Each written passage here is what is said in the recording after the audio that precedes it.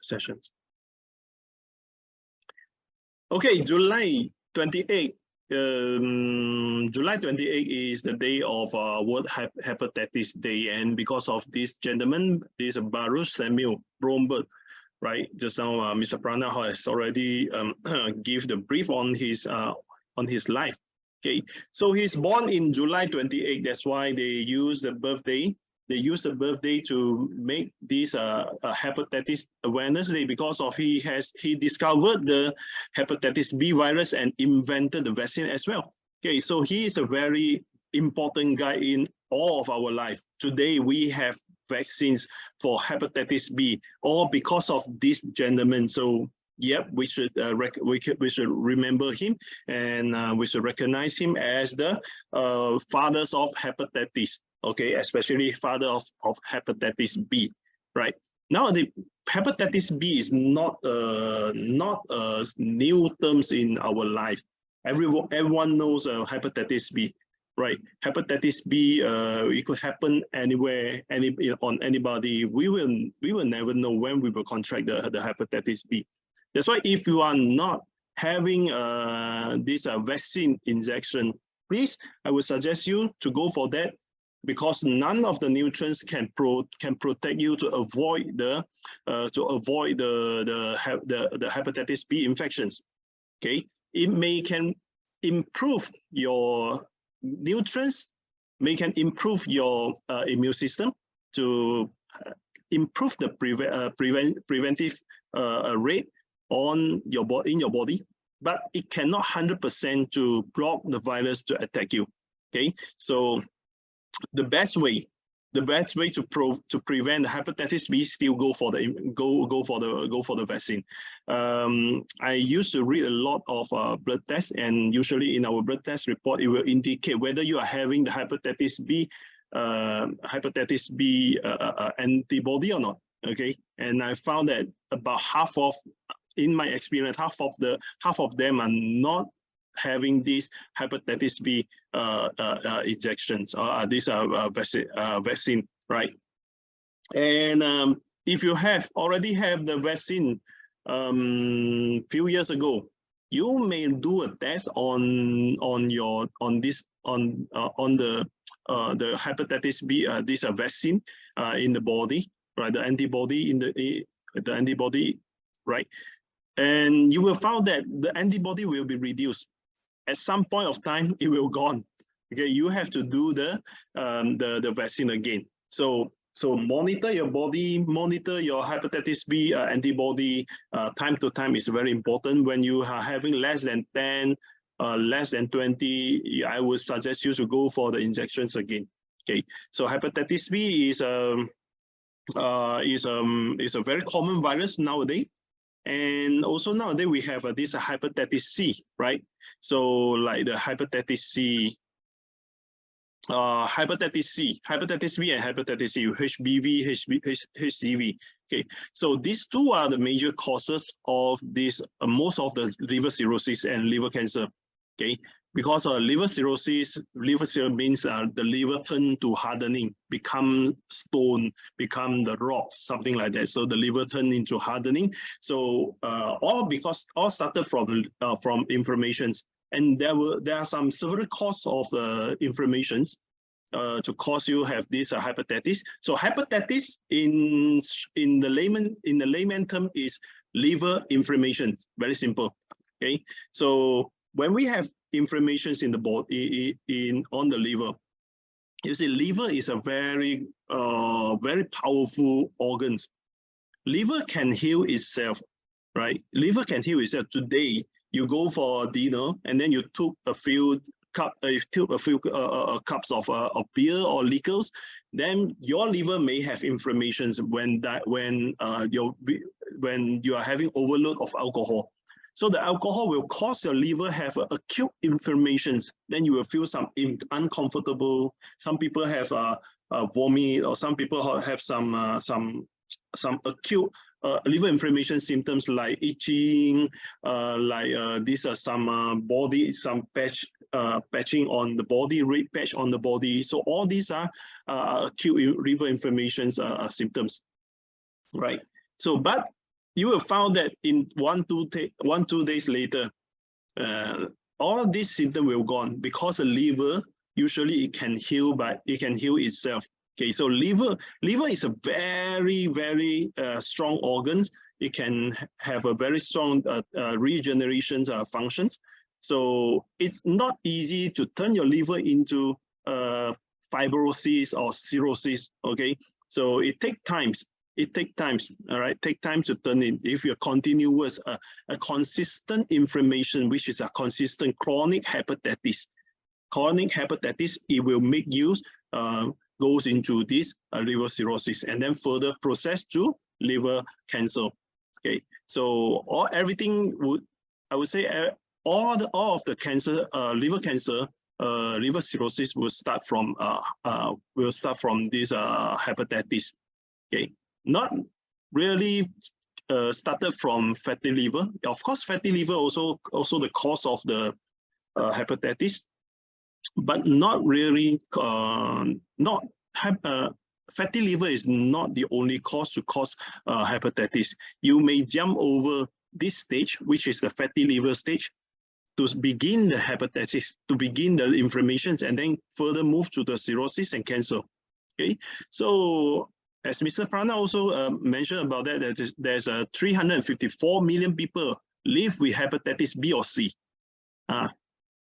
And the testing and treatment remain beyond reach, So we are still far behind to treat and to prevent hepatitis B and hepatitis C, mainly because of the hepatitis C and B is transmitted by body fluids, okay, your salivals, so and blood. Somebody will contract this disease by blood transfusions. Okay, it could happen, right? So most of us are contracted by the saliva, and of course, from the mother to the son, from the mother to the infant to the newborn baby, also we will get it. Sex partner also will infect each others. Okay, and see, people we used to eat together. And we used to use our own forks, own spoon to take the food, to take everything to eat, right? And our saliva and people's saliva, these patient saliva may also mix into the food. And you may be the lucky one to take the food and take the virus as well.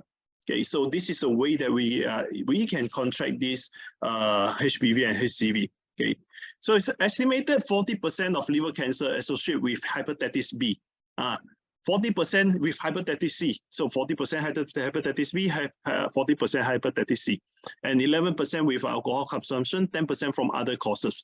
So you can see 30 to 45 minutes, every 30 to 45 minutes, one person dies from HPV. From beginning until now, how many minutes, how many seconds already? How many people are dying from the disease already while we are talking? Okay, so liver cancer is liver disease is really a very serious disease that we have to take note of. That we have to put our focus on that, because we only have one liver, and this liver they won't sound to you, they won't give you any alarm, all right, usually until the end stage of the liver disease. Then you will have some symptoms. Okay, so at the beginning we will have some symptoms, but usually the symptoms are not that obvious, and we will simply just avoid it, because for liver disorder, patient with liver disorder, the major symptoms were fatigue. The fatigueness will be there. So see, we are working every day. We run here, run there. We are not that we are busy person, right? Everyone is working every day. We are fight for the surviving. So to us, fatigueness is always usual. Maybe last night we are not sleeping well. When we have fatigueness, we will think we will brain last night not sleeping well, or these few days, or these few weeks are too stressful. Too much burden, too many works to do, too many things to take care. So we feel fatigueness. But maybe the fatigueness are caused by your liver disorder. How we will never know, because we cannot see through our body, and or even we cannot open up the body to check our liver. Okay, so liver condition is quite difficult to monitor, right? Unless you are really putting the effort, putting the focus on that. You are really sensitive enough to sense the liver disorders symptoms. Okay, so yeah, of course we have A, B, C, D, E, five type of hepatitis. Why only B and C is so life-threatening? Yeah, for hepatitis A is a very simple. Hepatitis A, usually we can get it from food, all right, and it will gone for after you contracted it. Okay, a few days or the most a few weeks, it will gone. So it is not life-threatening. That's why no people will put the effort on hepatitis A. For hepatitis D is hepatitis E also. Okay, it's not life-threatening and it will gone by itself as well. For hepatitis D will only come with hepatitis B, because they are both having big tummy.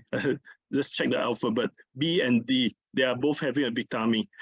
So B and D is they are relative. Okay, they are relative, and hepatitis D will come with only hepatitis B. So if you are not contracted hepatitis B, you have no chance to get hepatitis D. Only when you have hepatitis B, you may have chances to contract hepatitis D. And hepatitis D will further damage, will increase the risk of liver cirrhosis, liver hardening, liver cancer. Okay, so B plus D is more severe.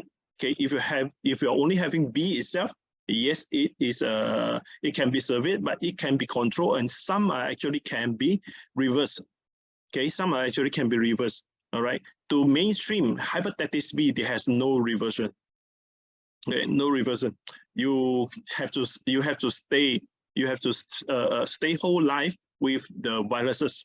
Okay, but actually in nutraceutical, we have a lot of virus killing nutrients.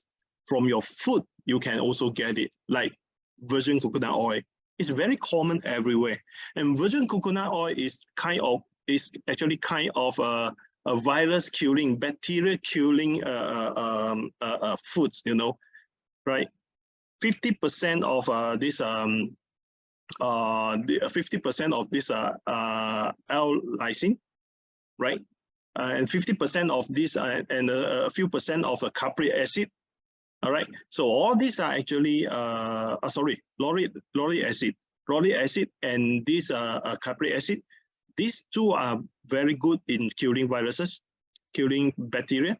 So I'm always recommend people, if you have you can put virgin coconut oil in your food, in your meal or after meal. No, not a problem at all.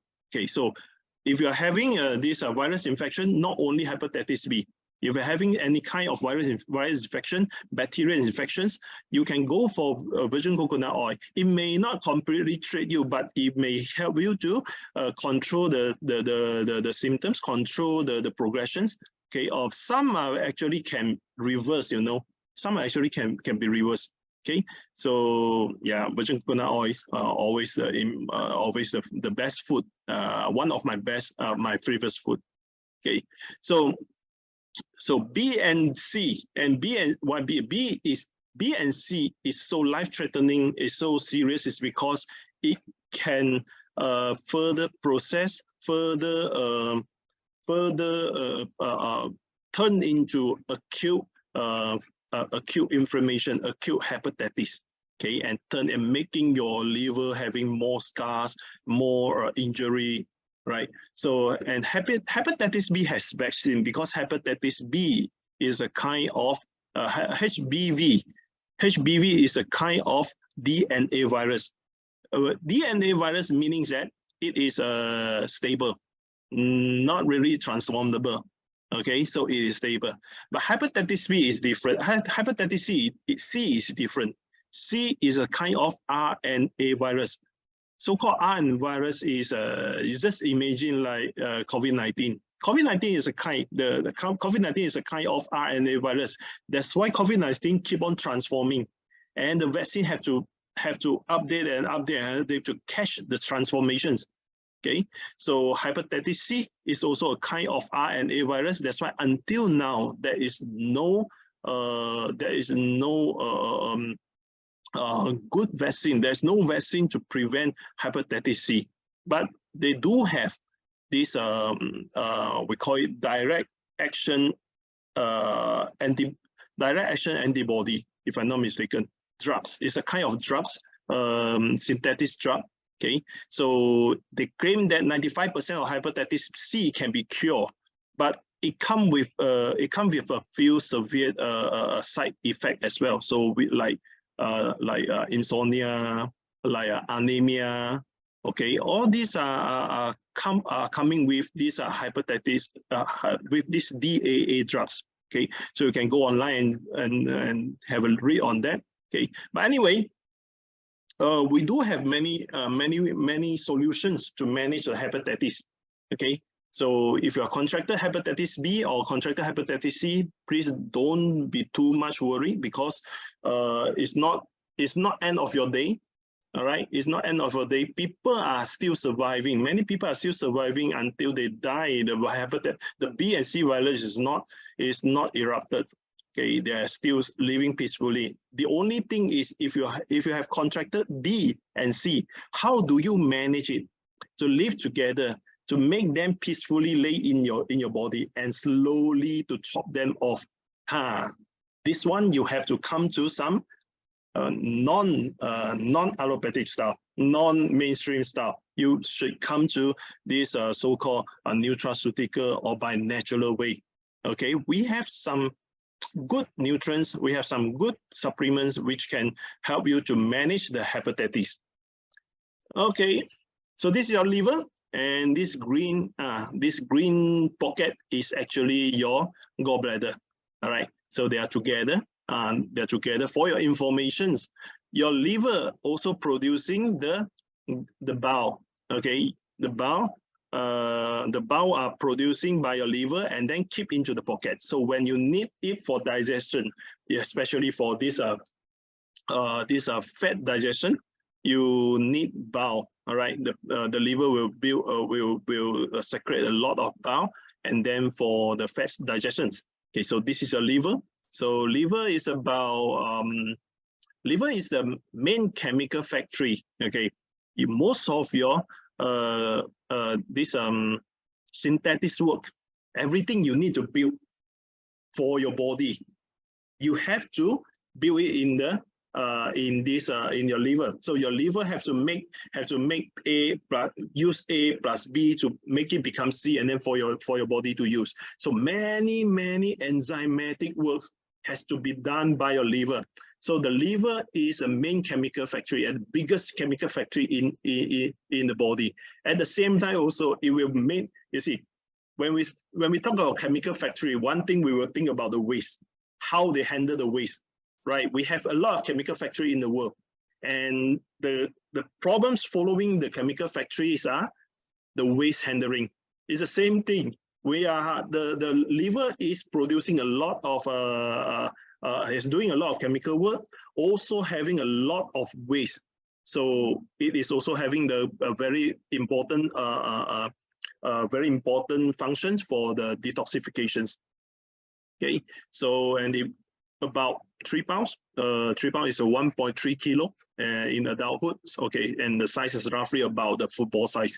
Okay, so liver is vital, vital to a body's metabolic, because we need liver to produce new things, to produce some enzyme, produce some hormones, produce the amino acids for us to build the body, right? For us to build the body. So for metabolism, very important.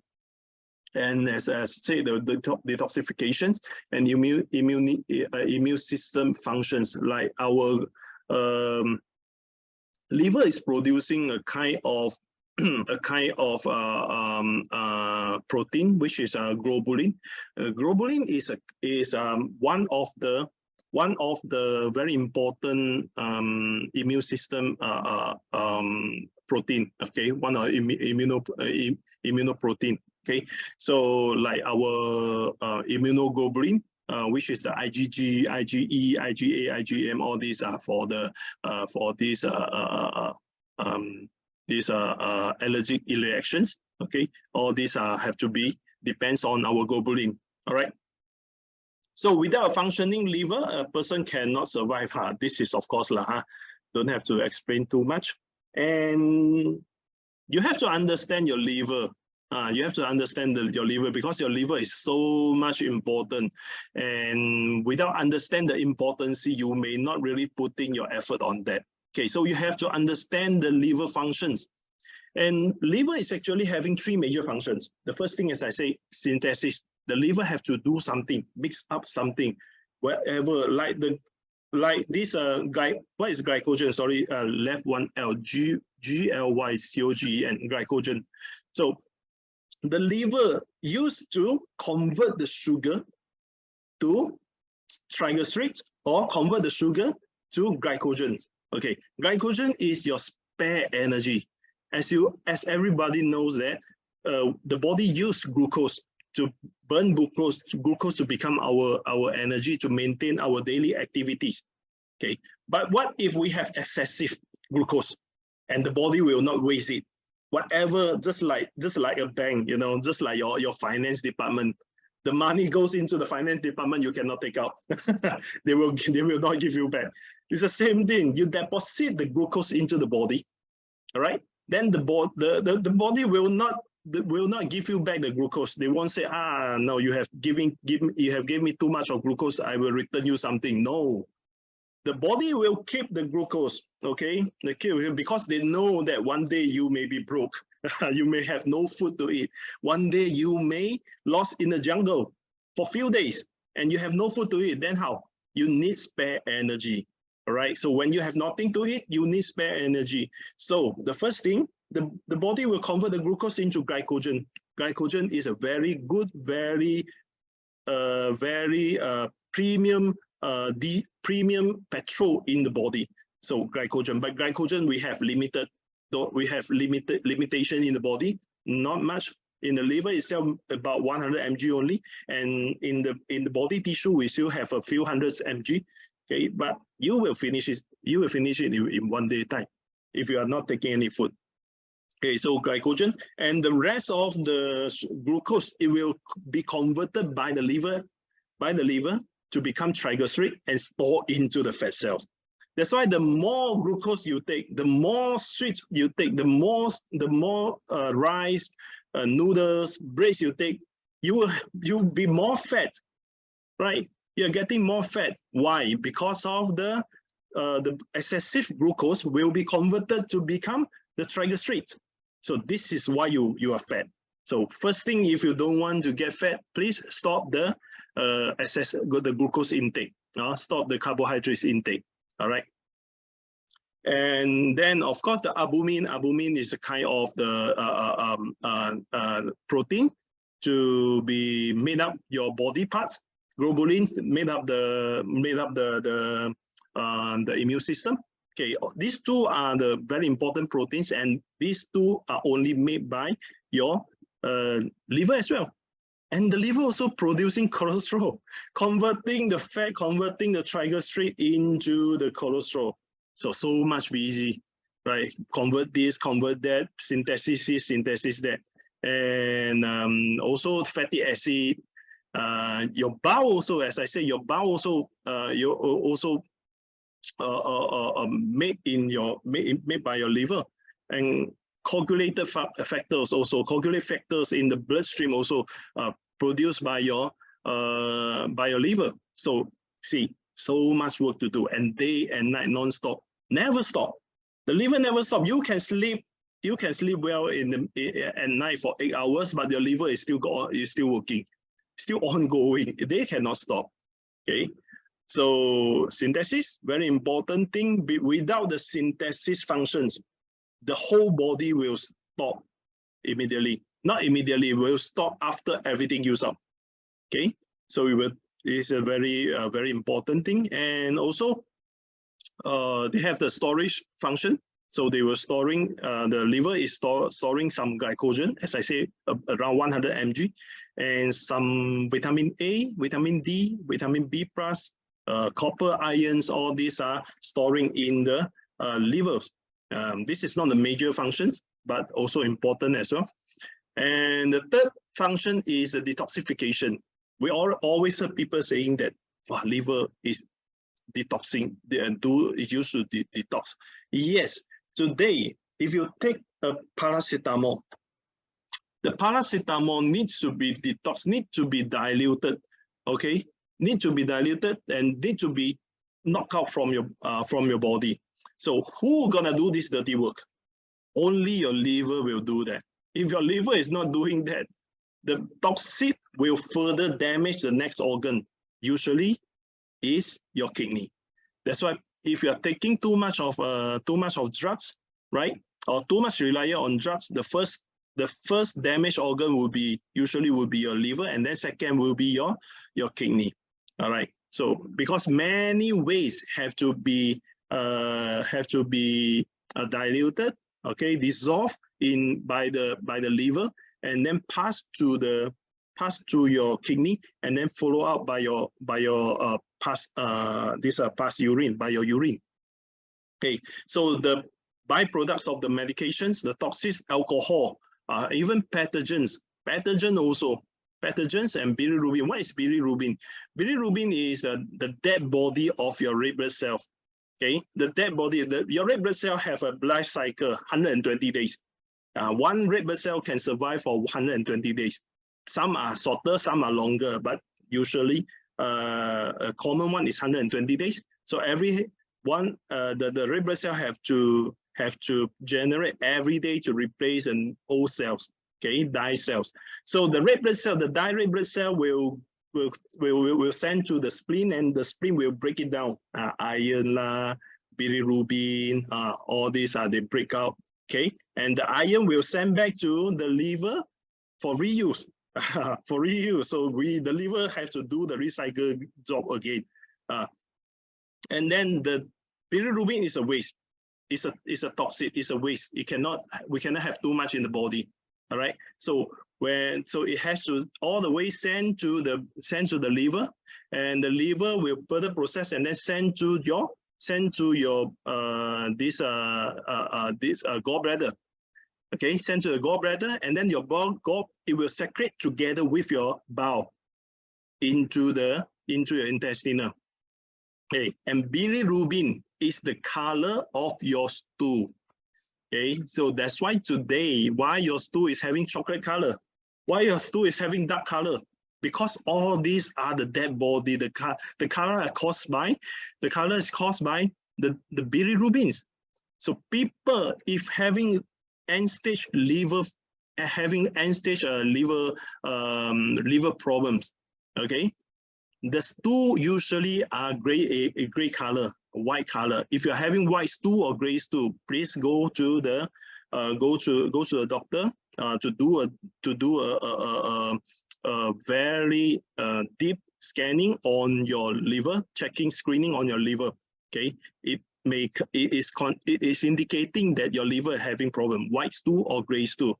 Okay, so if without bilirubin, our stool should be white color or gray color. Okay, so today if you're having chocolate stool, having a dark color stool, you are still considered having good functions on bypassing or by excreting all these waste. Okay, so the liver is still good. Okay, urea. What is urea? Urea is the waste of after use of amino acid. So this is urea is ammonia. So ammonia have to be converted to urea by the liver. Okay, and then sent to the kidney, and the kidney will pass out the urea from the urine. That's why your urine will have smell. If you're not clean up the ammonia, the smell will come out. Right, if you pass urine and 2 days you didn't clean it up, you will smell. when the urine goes dry, you will smell the ammonia. All right. So this is all the urea. Okay. So see, so much importance of the liver functions. And compared to the rest of the body, the liver has a significant amount of blood flowing through it. Yes. Estimated 30% of the of the body's blood is in the liver at any given time, which means any time your liver is containing 30% of the of your blood.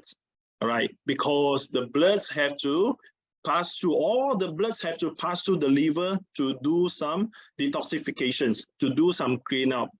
Okay, to do some cleanup, and then only spread out the waste and the good bloods, and then the good bloods were going on. The waste have to be secreted by the pass to the kidney and then spread out.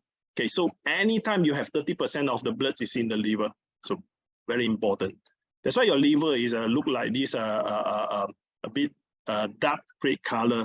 A healthy liver should be a dark red color. Okay, and if you're having fatty liver, you see, fatty liver not really the fat wrapping your liver. You know, it's not like that. If you take out a fatty liver from a dead body, the fat is not sticking on the liver, but the liver itself contains a lot of fat. More is heavier and then yellowish. So if a liver is yellowish, that one is a fatty liver. Okay. So liver is an amazing organ, right? Now you see, even though, as I say, liver they have no pain, and usually we will only find that the problems at the very end stage. But very good. One good news is the liver, it can return to the same weight is at like before surgery. This is a test on mice. Okay, they cut off the mice liver for 2/3, leave 1/3 to the mice, and miraculously the liver will grow back to the same size. They go back to the same size. And another test, another study also found that. Many studies also found that the human liver also having the same capability too. So if today you are having liver problems, doctor decided to remove part of your liver, there remains some part of liver. As long as you have 1/3 left, the liver will still grow back to certain size. Okay, will still go back to certain size. So, but anyway, you have to discover the disease as early as possible. If the whole liver already become damaged, become fibrosis, cirrhosis, then everything will be too late. Okay, so the liver also has known to regenerate completely after as many as 12 partial liver removal surgery. This is another studies found out that after 12 partially liver removal surgery, 12 times, the liver still can grow up. See, the liver still can grow back. You see, the regeneration power is so fantastic and so powerful, right? So we have to appreciate, we have to appreciate this very miracle organ. We have to keep them well, although the regeneration functions is so miracle. But it doesn't mean we can waste them. It doesn't mean we can hurt them. We can harm the liver anytime, anywhere, without any limitations. No, okay, no, because one day the liver will get fatigued as well. One day when the liver gets fatigued, many things will come. Okay, all right. So what if you are having liver failure? How do you know you are having liver failure? When your liver is starting to have failure, the first thing, as I said, usually you will start from the fatigueness first. Start from the fatigueness. All right, so you will get some fatigue, feeling weak, no energy, no power, sleepy. All these are the first sign. The first sign will be the fatigueness, and then later on you will lose some appetite. Start losing the appetite, feeling that I don't want to eat this, I don't want to eat that. Right, And usually people having these two symptoms, they are still not really aware. They are not aware they're actually having some liver problems. All right, liver disorder. Okay, because these two symptoms are too common. If you are having kidney problem, you will feel fatigue as well. If you are having some stress problem, you will feel fatigue. If you're having this pancreas problem, also you will feel fatigue. So too common. All right. So we are not really aware on it, and then slowly we'll have this nausea, vomiting, which means then diarrhea, and also people are still not aware that nausea and diarrhea are one of the symptoms as well. Until we starting to have some itchiness. Okay, has some itchiness, has some edema, jaundice, weight loss. Okay, and white stool. All these are already came into the almost the last, I would say stage 3, 3B to 4A, something like that. 3B to 4A. At the beginning, you won't find jaundice. Okay, you won't find they won't have no yellowish at the stage 1 of liver failure. Okay, liver disorder, because the yellowish in your body is not that obvious. Why you have yellowish? Why you have jaundice? Why you have yellowish on your skin and on your eyes? Because of the bilirubin, excessive bilirubin stay in the bloodstream. So when you have, remember our eyeball, we are having a lot of this micro vessel, and all the bilirubin will travel through the micro vessel and stuck there, right? So the bilirubin stuck there, it will causing the yellowish. Then you will see some yellowish. Okay, and people are not really can see the yellowish from the skin. Okay, so mainly we will check the eyes, because some people they used to have a dark skin, dark color skin, or maybe they are more brown color skin. So the yellowish is not that obvious. But you check the eyes, you will see that. You check the eyes, you will see that. Okay, at the beginning, because many people more or less are having some yellowish on the white side. Okay, on the white side. But if getting a very yellowish, right, then which means it's already indicating the bilirubin is not excreting, and the bilirubin is not excreting, so the color of bilirubin will retain in the blood vessel, so causing the yellowish and causing further damages, and of course loose stool. So jaundice and white stool, jaundice and white stool are the most important, will be the last, considered will be the last signal to the liver failure. Okay, so please monitor your own self. Every time you go to pass motion, when you come out, don't just leave. Turn around and check your stool. Turn around and check your stool, see the color. At least you check the color. If the color is still brown color, dark color, okay, you are good. Okay, but if the color is light brown, light yellow, or even nearly white color, then you have to be aware your liver may have the problems. Okay, and people who are having this end-stage liver cancer also will develop edema on this fluid accumulate on the stomach area, on the abdominal area. Okay, so also causing a feet edema, the hand edema. All right, edema means the water retaining in the body, making you become swollen. Okay, so this is a symptom. Please aware on it. And we have 5 types of hepatitis.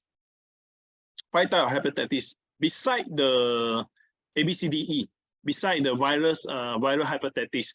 Okay, beside viral hepatitis, which is causing by this hepatitis virus, we have some others hepatitis as well, like non-alcohol fatty liver disease. This is also will cause this non-alcohol fatty liver, non-alcohol steatosis hepatitis. Okay, so which means the non-alcohol fatty liver disease will turn the liver into hepatitis as well. Okay, just like the picture here. A normal healthy liver, when you get fatty liver, become yellowish, then slowly it will become fibrosis, then turn into cirrhosis, and this is a cancer, where the cancer begins. Okay. All right. So the non-alcohol fatty liver disease are caused by excessive fat accumulation. So people, if you're obesity, you're having big tummy, your BMI is more than body mass index is more than 27, you are considered as obesity in Asia. Okay, if you are 23 to 27, in between 23 to 27, you are overweight.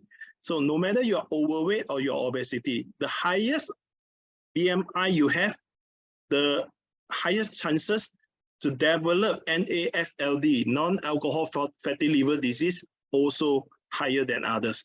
Okay, so try to reduce your body weight. Reduce the body weight is very important. Once you reduce the body weight, once you reduce the fat, remove the fat, excessive fat in the body, you will find many things, many symptoms will be reversed only by reducing the weight. Okay, so skinny may not healthy, but fat, obese, overweight is totally not healthy. All right, so try to reduce your weight, try to reverse the obesity. All right, if you want to reverse the obesity, the first thing is to cut off the refined carbohydrates, which is the roti, the rice, noodles, breads, okay, cakes, all these. Okay, don't blindly go for exercise. People used to go for exercise, heavy exercise, because they believe that heavy exercise can make them become can make them slim faster. If you are overweight, if you are obesity, and you blindly go for exercise, it may further damage your knee and your bottom part, your bottom joint, you know, right? So it may further damage that. So please don't blindly do that. Start from the dietary changing. You can do some exercise, light exercise, make yourself sweat. That's it. Okay, do some housework. And instead of running, you can start for fast walking. All these are good. Okay, so NAFLD and toxic hepatitis caused by overuse of drugs, alcoholic hepatitis, which is overuse of alcohol products or people who are alcoholism. So if you love to drink alcohol, you have to take more. Nutrients to protect your liver. And you are relying on some drugs, long-term drugs also, you need more nutrients to support your livers. And the last one is autoimmune hepatitis, and this is caused by autoimmune attack. Okay, so beside the beside the HBV, HCV, in fact, we do have another virus. It is not directly contribute to hepatitis, but it's indirectly contribute to autoimmune hepatitis, which is EBV, Epstein-Barr virus. Epstein-Barr virus, everybody is having that. You have, I have, I would say more than 90% in people population in the world are having EBV infections, Epstein-Barr virus. So Epstein-Barr virus is very common, and it can transmitted by saliva. So when you were a baby, your friends, your father's friend, mother's friend, your relative, all come and visit you and see, oh, you are so cute, this baby, and they kiss you. They kiss you. Everyone kiss you.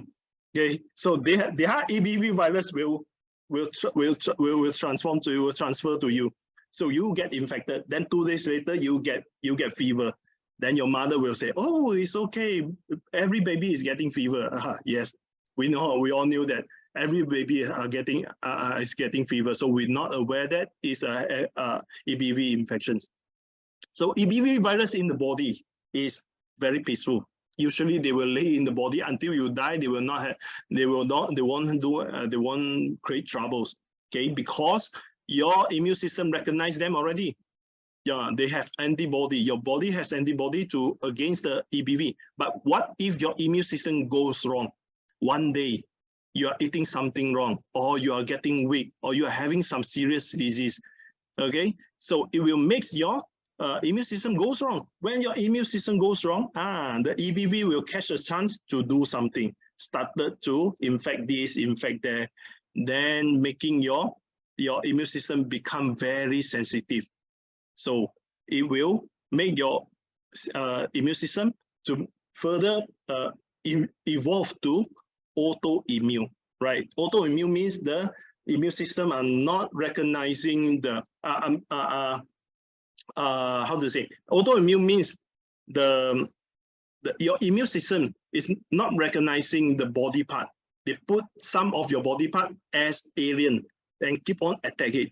So, and if the EBV is sticking on, is somewhere around, is causing some mild inflammation of your liver, the autoimmune will come and try to kill the EBV. And further, if you are having autoimmune, then it will always recognize the whole liver as a foreign organ. So they will keep on attacking the liver. So it makes you have this autoimmune hepatitis. All right. So this will be another lesson. We will pass it here. So this is the liver. See, these two are the healthy liver, of course, from the dead body, right? Anatomy from the dead body. Then these two, you can see the healthy liver in red, dark red color, and very nice. Okay, very nice color, very smooth, nothing, no scar, nothing. So this is a healthy liver. And you can see the bottom part, these two like become after deep fried, right? Got a lot of small tone upstairs. So the bottom pictures are actually showing you a cirrhosis liver. Okay, we already turned hardening. Okay, so this is a bad liver. So they cut off. You can see the most right hand side upper is a healthy liver, and you can see inside also no problem. But the bottom one, right bottom, the most right bottom, that one also they chop off, they open up, and you can see inside also already get this fibrosis. Okay, you already get cirrhosis, and you can see the most left photo also. This is another cirrhosis liver, totally condemned, useless. And I believe these patients is dying by this liver cirrhosis, liver cancer. And you can see this is a liver cancer. When they open chop off the liver, you can see the metastasis of the liver inside. They already, the white cage, all these white cage are cancer cells, so already damaging the inside. Okay, insides in the liver inside. So over 5 years of survival rate is 3%. For men, I'm sorry to you, 2.2% only.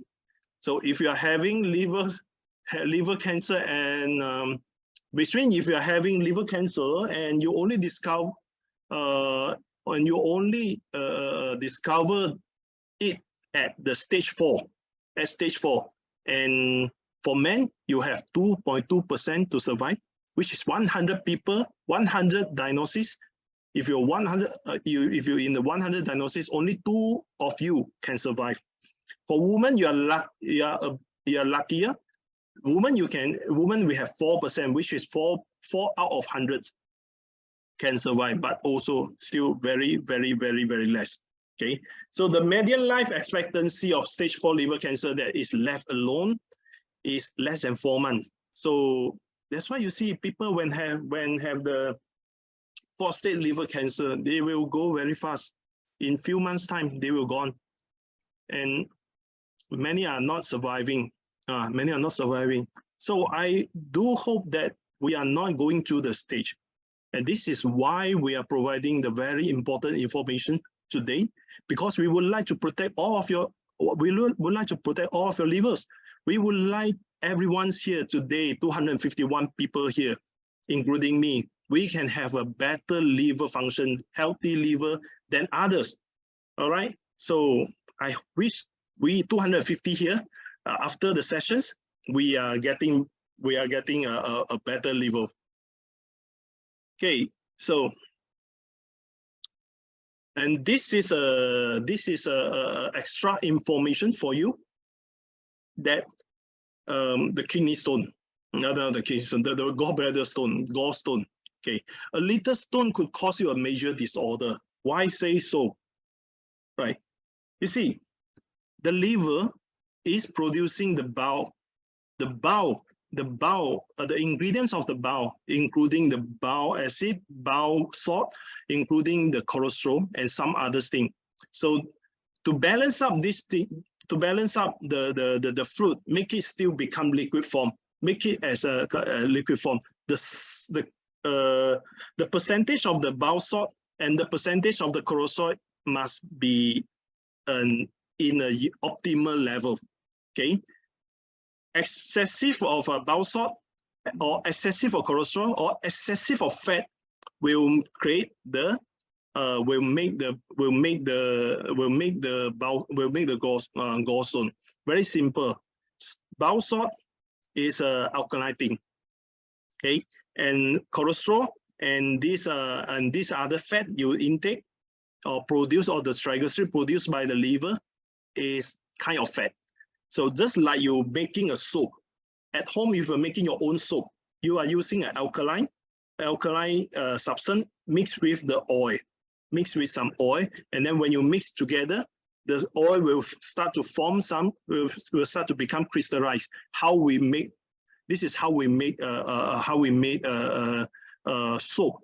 All right, same thing, same theory is happening on your this gallbladder stone. The only thing is, because of the other ingredient to maintain the harmony of bile salt and cholesterol, right? So for normal people, healthy people, the bile acid usually are liquid form. But if you are taking too much of fat, high fat products, okay, high cream products, trans fat products, then your body needs to generate more bile to digest all this fat. Okay, by generating all this bile plus the triglyceride in the body, all right, it will make the imbalance, making the imbalance of the compositions. Then slowly, with time giving, the gallstone will slowly form.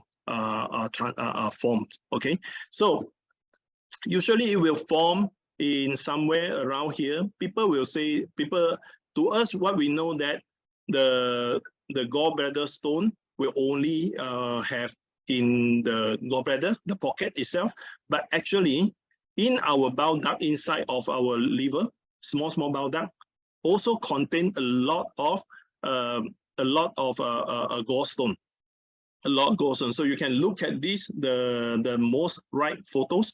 You can see that we have a big stone, we have small stone like sands. All these sandstone came out from this small bile duct in our liver. Okay, the bigger one are usually in our gallbladder. Okay, in our gallbladder. So, and if you see, look at the picture. If the stone is stuck somewhere around your common duct, okay, stuck somewhere around here, common duct, where's the cholesterol, where's the bowels are excreted, all right. So it will mix, your bowels will stuck inside. When it will make the bowel become more concentrate. A more concentrated bowel will form more stone. Okay, so one small stone, it will cause you a major disorder. Then you will start to have this gallbladder disorder, gallbladder inflammations, and the stone inside the liver also will stuck there. Also will causing the bowel not successfully flow into the gallbladder or outside. So we're also causing the accumulations of bile inside the liver. So also causing inflammations, causing cirrhosis, all these things. Further down, if the stone stuck here, stuck at the outlet here, you see the common duct and these pancreatic ducts are actually sharing the same outlet to your duodenum. All right, they are sharing the same outlet. If this stone is stuck somewhere at the outlet here, not only causing the bile accumulate in the gallbladder and your liver, it also causing the digestive enzyme revert back to the pancreas itself, and it will cause another problem, which is the pancreatic disorder, which is the pancreatitis, pancreas inflammations. So if you can see one little stone stuck here, it is causing you to have many major disorder, your liver disorder, your gallbladder disorder, and your pancreatic disorder, only of this small stone, and these stones are producing by your liver. So it's very important. For information, these green stones are from me, myself. This is my own stone. This is my own stone, all right? And this is not only one batch. I have a few batch of this, and this is one of the batch only, all right? So you are your best doctor, right? Today topics, we are talking about the golden triangle of health, of your liver health. So how do we manage our liver? Very simple, right? This is a concept that I always tell to everyone. We must understand the golden triangle of health. With this knowledge, you can handle every disorder. You can prevent any symptom, any disorder. Okay, so this golden triangle of health formed by three major aspects. The first thing, of course, the two major pillars at the bottom, you can see, this is the supporting one. All right, very important. You cannot leave left anyone. Okay, so the first thing is the dietary. Whatever it is, if you want to have a better health, if you want to gain an optimal health, if you want to reverse your symptom, you have to take care of your dietary. So for your liver, what you should not to take in your dietary. First thing, cut down the refined carbs, because the refined carbs will make will give more workload to your liver. Your liver have to convert the sugar days and night into triglyceride, into this, into that.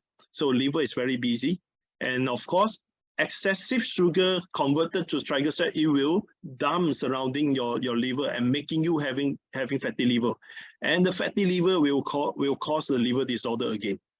So this is a bad cycle. So first thing, you have to reduce the refined carbo intake. Secondly, of course, avoid the toxic, avoid the drugs. Try not to use drugs if not necessary. Don't simply feeling that, oh, I'm headache today, so I take paracetamol. I'm not feeling well today, I take paracetamol. I'm not lucky today, I take paracetamol. Whatever you take paracetamol. Paracetamol is not a god drugs, okay? They can't do everything, and that one is only a symptom remover. Okay, so don't too much rely on drugs.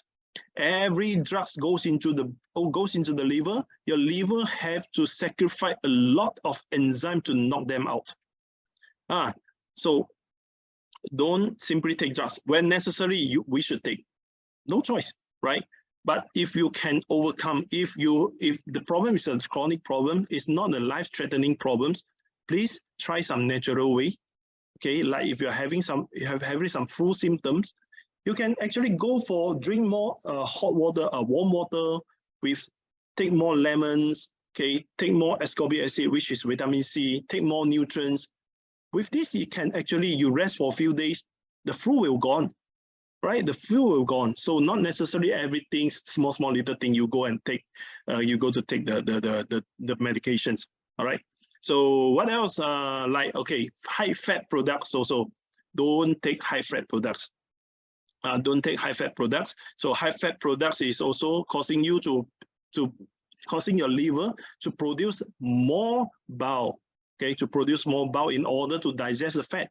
So more biles are producing, the more troubles of the more chances of gallbladder stone will have. Okay, so try to eat something less fat, less oily. Don't eat the deep fry. Don't eat those fried things, oily fried. Okay, so all these are important. And what else? And this animal protein. Animal protein also not recommended, but if you like to take animal protein, also can. Not that worse than carbohydrates. Okay, but animal protein will cause you to have high hepatitis in the body, and also the uric acid in the body. Also the uric acid in the body. So where produce the uric acid? You know, okay.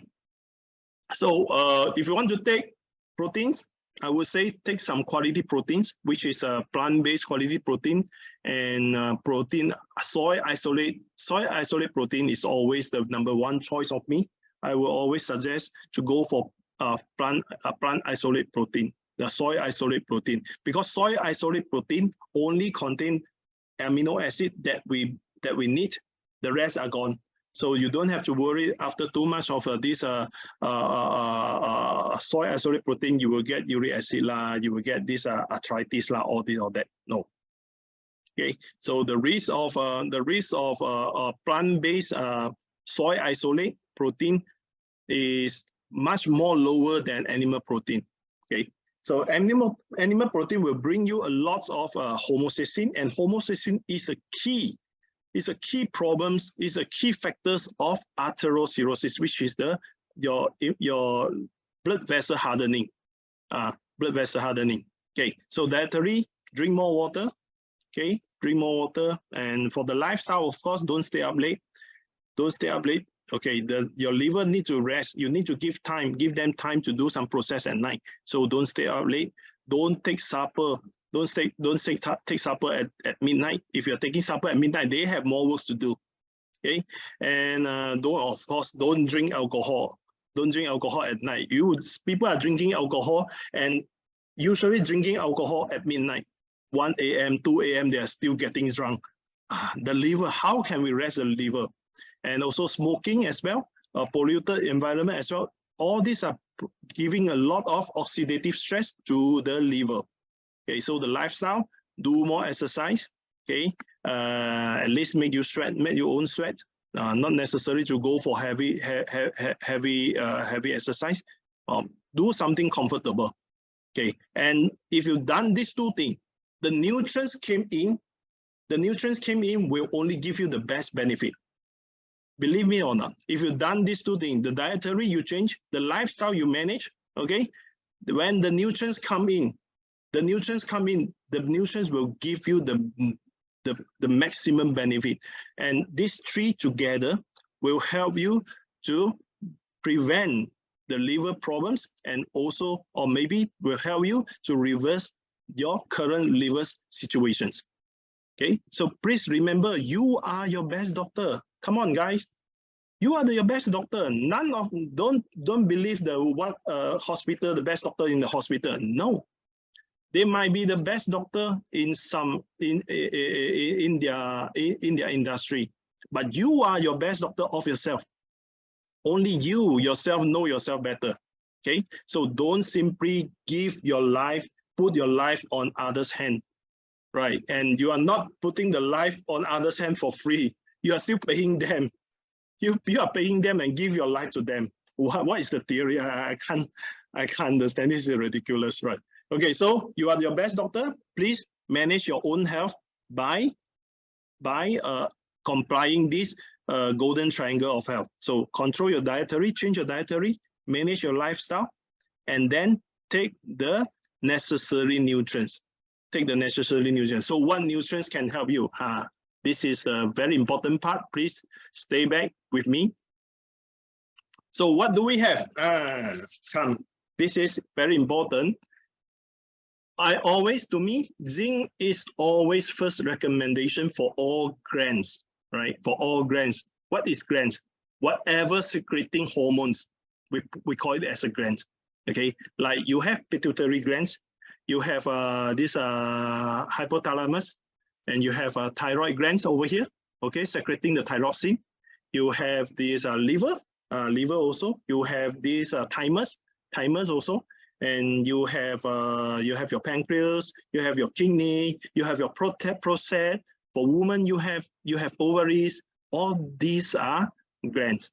Okay, all these are glands. So all these glands are very important because they are secreting the hormone to balance up your body, to balance up your daily activities. So we cannot live without any hormone. In long term, or insufficiency of one hormone, it will causing a following major disorder as well. Okay, so for example, if you are lacking of thyroxine, which means the thyroid is not functioning well, so you will have slow metabolism. When you're having slow metabolism, all the toxin will accumulate in the body. Then slowly you will start to have high blood pressure, high blood sugar, high lipid, lipid, and this disorder, that disorder, many problems. Okay, so zinc is very important, playing a pivotal role in various this zinc enzyme, okay, which are crucial in the maintenance of liver function. All right, and studies also found that patients with chronic liver disease, CLD, usually have low concentrations of zinc.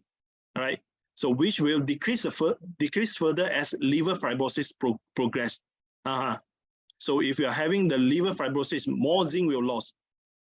And zinc supplemental appears to be effective at maintaining liver functions as suppressing event and hepatocellular carcinoma, which is the cells cancer, liver cells cancer in layman, hepatocellular carcinoma, which is liver cells cancer. Okay, so zinc is the #1 thing if you want to manage your to protect your liver. The first thing you have to take is zinc, and at the same time you are not only protecting the zinc, not protecting your liver, you are also protecting your prostate. You are also protecting your ovaries, your pancreas, your thymus, your thyroid, your pituitary, your hypothalamus, all the glands. Okay, so zinc is very vital to ourselves. So take zinc. All right.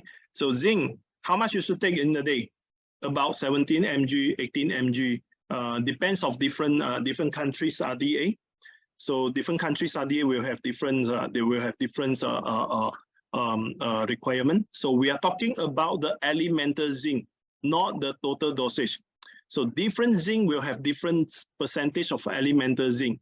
So look into your country, because for zinc we have a few packaging in different country. So look into the labels. If you are not understanding, please look for your country's head or your these training education people. All right. So if really you still the problem is not solving, you can come to me. All right. So this is zinc. So zinc, first thing, you must take zinc. And second thing, yeah, omega-3. Omega-3, I think only 1 or 2 countries is having omega-3. If your country is not having omega-3, it's okay. We have some other products you must have, you will have. Okay. So omega-3, it will reduce the infection rate and improve liver functions. Recovery in HBV-associated hepatocellular carcinoma patients, right? So omega-3, first thing, and the second thing is in the meta-analysis. What is meta-analysis? Meta-analysis is they collect many papers talking about omega-3 to against omega-3 versus this liver disease, and then they sort out, they clean out everything, sort out, they come out with a final conclusion by combining all this information. Okay, for those are not reliable, they knock out, they keep the reliable information, evidence information, strong information, and then they come out the final, consider a final conclusion. So meta-analysis is very reliable. When you see something, some study come out as a meta-analysis, which is very reliable, highly accurate, highly reliable. All right.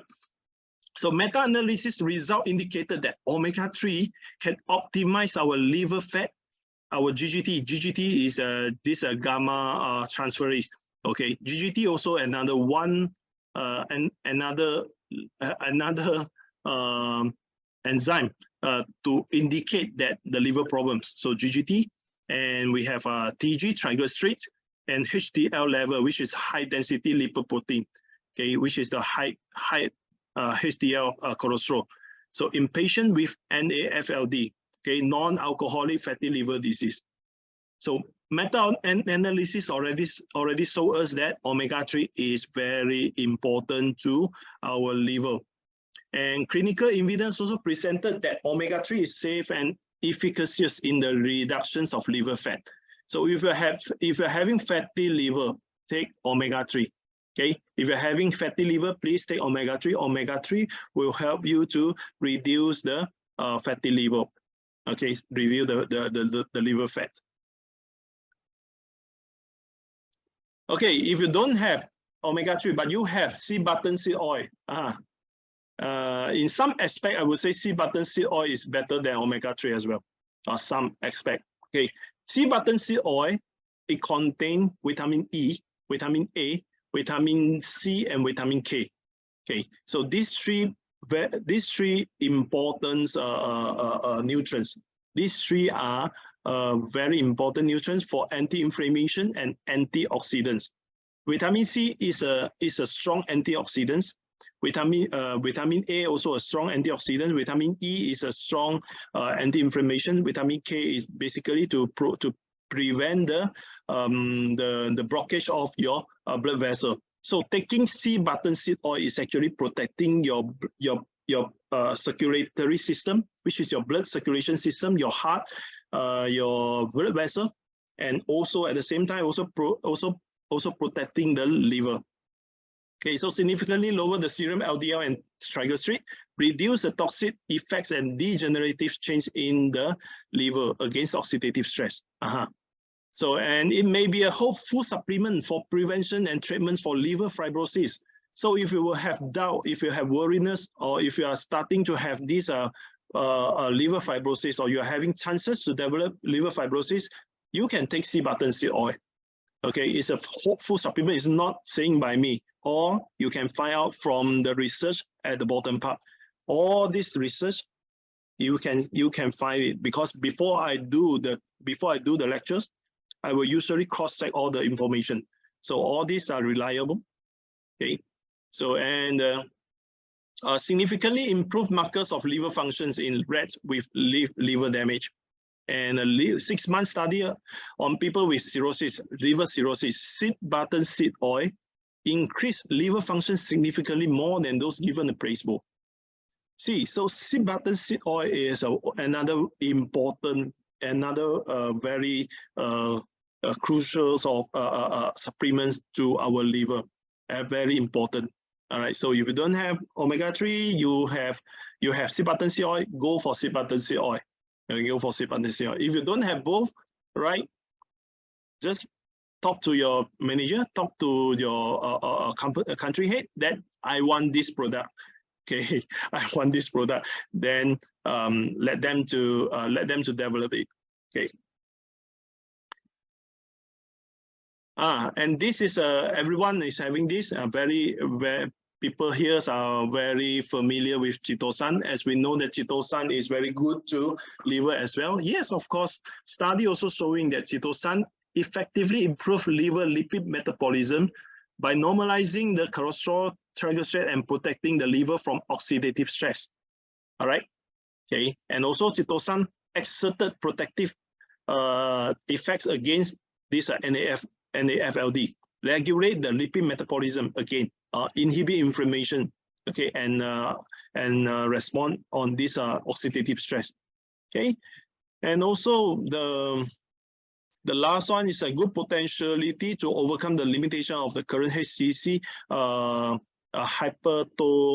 hepatocellular carcinoma therapies. Okay, so which means that scientists also suggest that chitosan are having better potential or have a better potential than current therapies, current mainstream therapies. So if you have friends or you or someone here having this carcinoma, which is the cancer, liver cancer, please take 𝗔𝗀𝘀. All right, 𝗔𝗀𝘀, according to the study, 𝗔𝗀𝘀 is having more better potentials to any current liver cancer therapies. All right. So 𝗔𝗀𝘀. Cordyceps as well. Cordyceps is having this immunoregulatory, anti-tumor, anti-inflammatory, and antioxidants effect. And it may prevent the liver disease. With all this effect, it will prevent not only liver disease. Liver disease is only one. Okay, it will prevent a lot of kind of disease. So liver diseases. And cordyceps may help in reversing liver inflammation with its strong anti-inflammatory properties. As we understand, cordyceps is a very important anti-inflammation, antioxidants supplements. So with the anti-inflammatory properties, it can help you to reverse or to prevent the liver inflammations.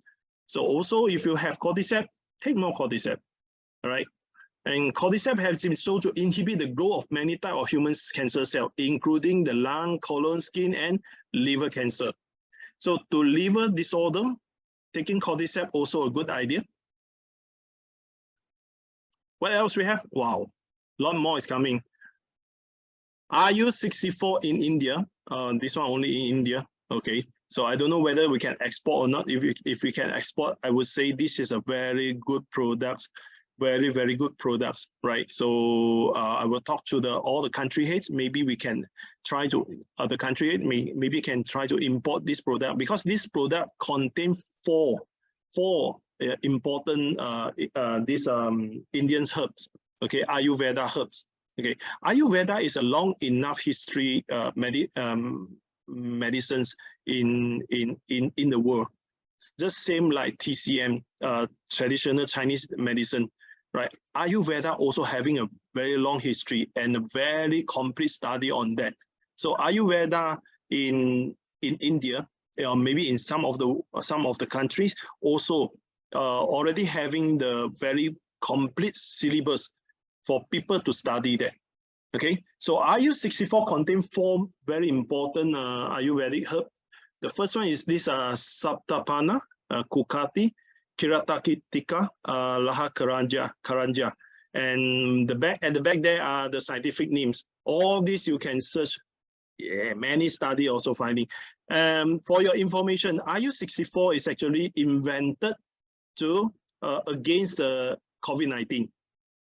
Then RU64 is having a very significant result on fighting COVID-19. That's why you see India so fast. India was having very critical situations, but India was open to others country earlier than the others. They have very significant, they are very serious situation, but a few months later they can open the gate for other country.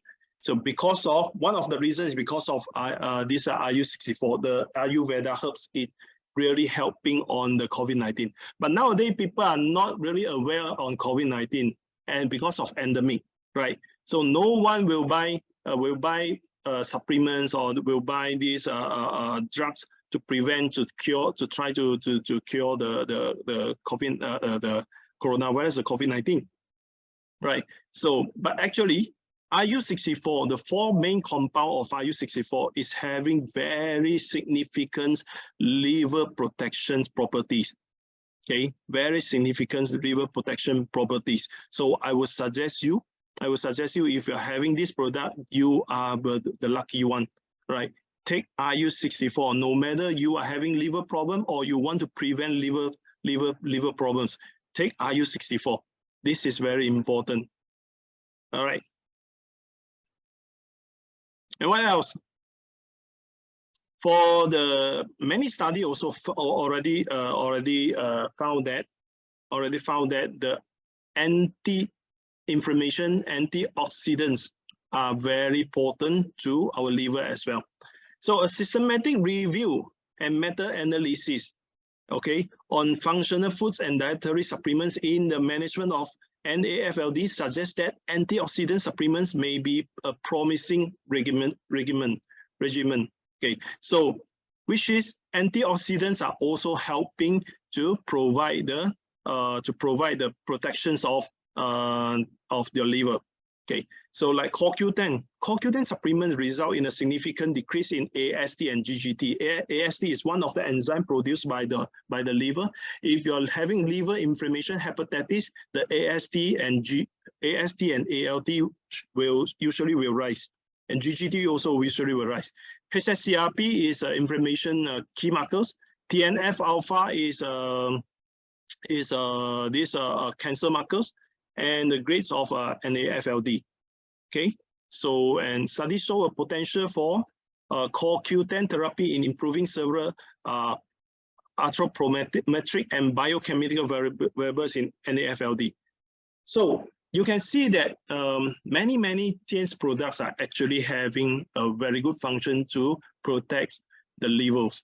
Okay, to protect the liver, to protect all the glands. So everybody here, we should start from what? If you don't have budget concern, of course, I would say you go for as most as you can. Okay, but of course, depends on the ability in the country. All right. So, but if you think no, I just want to do some protection. Okay, I just want to do. You can choose one or two products to start off. Okay, and at least you have to start from the antioxidants, because antioxidant is the base to prevent the first attack of this oxidative stress, which is the free radical attack. All right, so antioxidants is very important to all of our body. All right, at least if you are not taking any nutrients, at least you have to take antioxidants. So we have CoQ10. CoQ10, beside to the liver, also helping the cardiovascular system. Our heart, our cardiac needs CoQ10 to become the energy, right? So CoQ10 is your heart energy. If you're having some heart rate irregularly, and you can take some CoQ10. Okay, let's see whether it can make you have more power of your heart or not. Okay, if you have some weakness or some heart failure.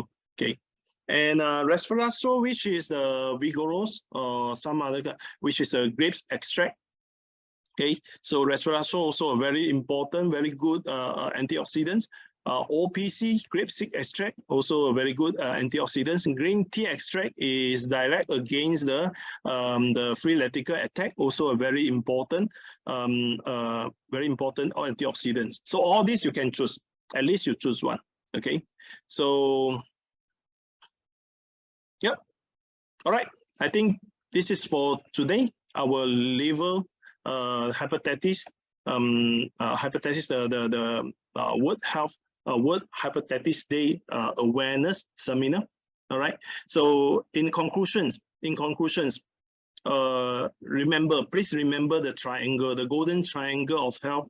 That one are very, very important, right?